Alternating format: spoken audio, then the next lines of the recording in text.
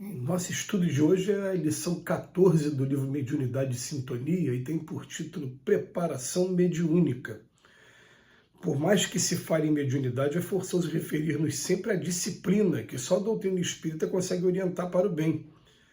Potencialidades medianímicas são valores que pertencem a todas as criaturas, tanto quanto possuímos todos nós recursos virtuais para o desempenho dessa ou daquela tarefa. Recordemos, porém, o aprendiz dos primeiros degraus do Instituto da Alfabetização.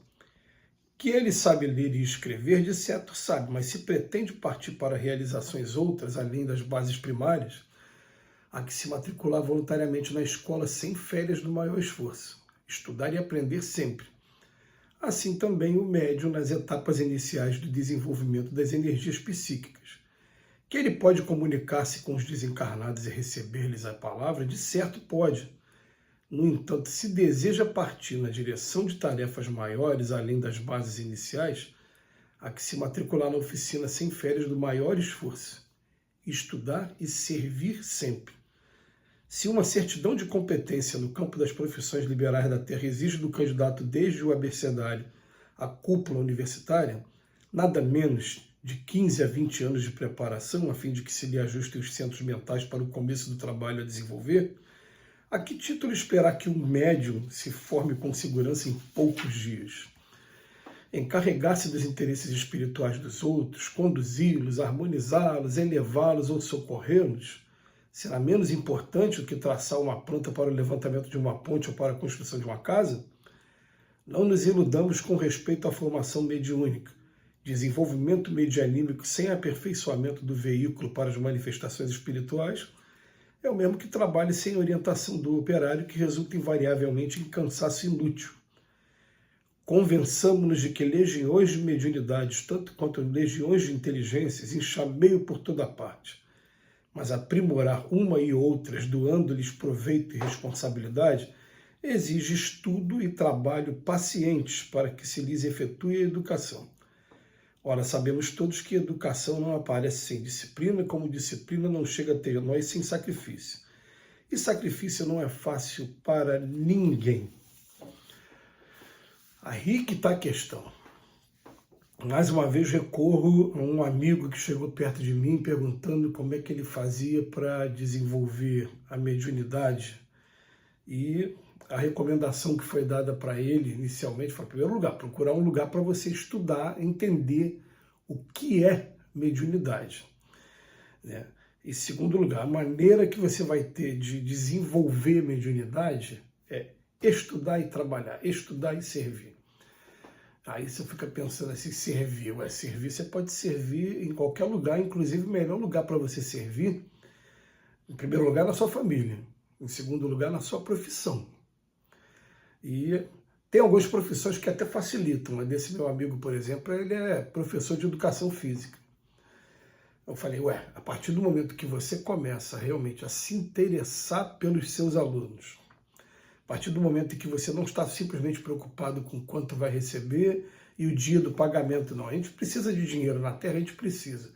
Mas enquanto eu estou no meu trabalho, a partir de agora eu estou preocupado com o sentimento das pessoas, eu estou preocupado com como as pessoas estão reagindo e o quanto eu posso ser útil para aquelas pessoas. Eu, por exemplo, eu trabalho na justiça e eu tenho um prato cheio, porque o tempo todo eu pego pessoas que estão passando por momentos de desequilíbrio.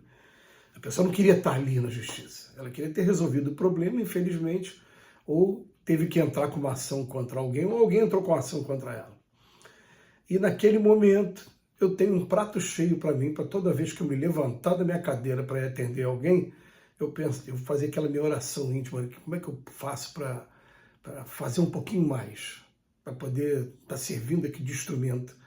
E a coisa começa a aparecer através da intuição, de maneira que a gente não vai perceber num primeiro momento, de maneira muito ostensiva, não, muito clara não. Mas tem coisa que vai ser muito clara conforme você vai fazendo isso com frequência. Porque é a repetição que vai... É muito clara com o quê? Poxa, às vezes tem 5 pessoas lá no balcão, agora eu estou falando do meu trabalho. Mas uma está com uma ideia suicida e de repente alguma coisa me incomoda ali. E eu estou, por que está acontecendo? Por que eu estou desse jeito? O alerta foi ligado. E eu faço aquela minha prece muito rápida. O que eu posso fazer? E de repente eu me levanto, e não imediatamente eu vou perceber, mas de repente eu começo a olhar para aqueles 5 ali e vou procurando atender até chegar a vez. Quando chega a vez da pessoa, a gente sabe, a gente está sendo instrumento, alguma coisa fala para a gente, é aqui que precisa de uma dedicação maior. Aí você estica um pouco a conversa, tenta um pouco entender o que está acontecendo, tenta se apresentar como uma pessoa que vai ajudar, recomenda que a pessoa não perca o desespero e se coloca do lado da pessoa. E depois você vai ver o resultado. O que acontece? Conforme a gente vai fazendo isso com frequência, veja bem que mais uma vez eu vou repetir. A pessoa fala assim, desenvolver mediunidade na casa espírita. Não, falando assim, desenvolve mediunidade, como o Emmanuel falou aqui, estudando e servindo sempre. Estudando e servindo sempre. Melhor lugar para a gente desenvolver mediunidade começa na nossa família e no nosso trabalho. São os 2 melhores lugares. Aí depois você vai até a casa espírita, assim, para poder estar participando dos trabalhos e poder estar aprendendo a entender como o intercâmbio acontece com você, porque o intercâmbio nunca acontece da mesma maneira entre duas pessoas diferentes. Tem gente que só ouve, tem gente que só vê, tem gente que sente. Se mediunidade fosse apenas ver e ouvir, seria fácil. Mas a gente sente o que o espírito está sentindo, aquela aflição que ele traz, eu estou sentindo aqui, aquela tristeza que ele traz, eu estou sentindo. E se eu não compreendo a mediunidade, o que eu faço? Eu vou no médico, procuro fazer um monte de exame, procuro terapia, e o médico vai fazer a bateria de exame, eu vou falar, está tudo bem com você, isso está sendo só estresse, então. Vai para o campo mental e vai te aconselhar a fazer terapia, ou até mesmo, de repente, entrar em remédio antidepressivo, porque na verdade está sendo efeito do espírito que está do teu lado. Está sendo a mediunidade que não está sendo estudada, não está sendo desenvolvida da melhor maneira.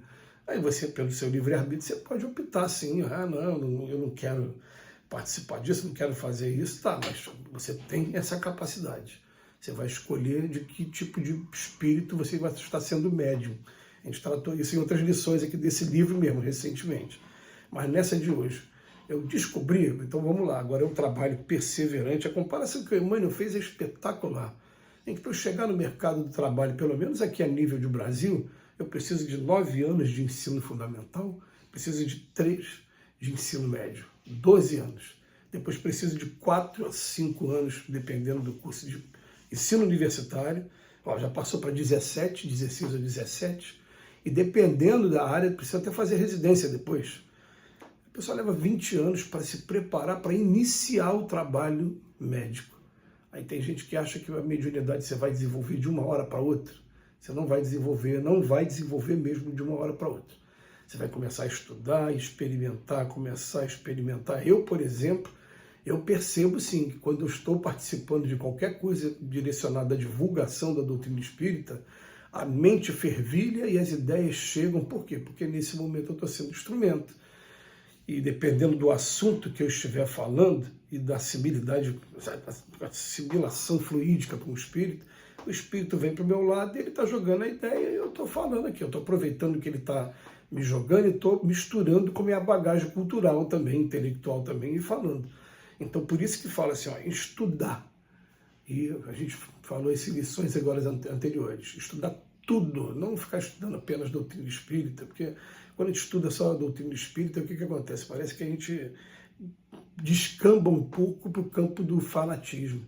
Não, eu tenho que estudar o mundo, eu estou aqui para servir o mundo, para estudar tudo que chega ali e saber selecionar. Tudo é lícito, mas nem tudo convém. Tem coisa que depois a gente lamenta até de ter lido, mas valeu a experiência. Tá bom, pelo menos ficou com aquela informação. A gente nunca joga fora a leitura nunca se joga fora. Mas o médium tem que estudar o tempo todo. E pelo menos, a gente vai mais uma vez com a recomendação do Divaldo Pereira Franco. 30 minutos de doutrina espírita por dia já seria o suficiente. Legal, para quem está de cabeça no trabalho mesmo. Você vai desenvolvendo, e nunca perdendo a sintonia com esses postulados. Mas para desenvolver de verdade, estudar e servir. Estudar e servir. Como eu posso ser instrumento para minorar a dor, para ajudar as pessoas? A resposta vai chegando, as oportunidades vão aparecendo, vai ter uma hora que a gente vai aprender. Essa é a única maneira de a gente desenvolver mediunidade. Que Jesus nos abençoe hoje e sempre.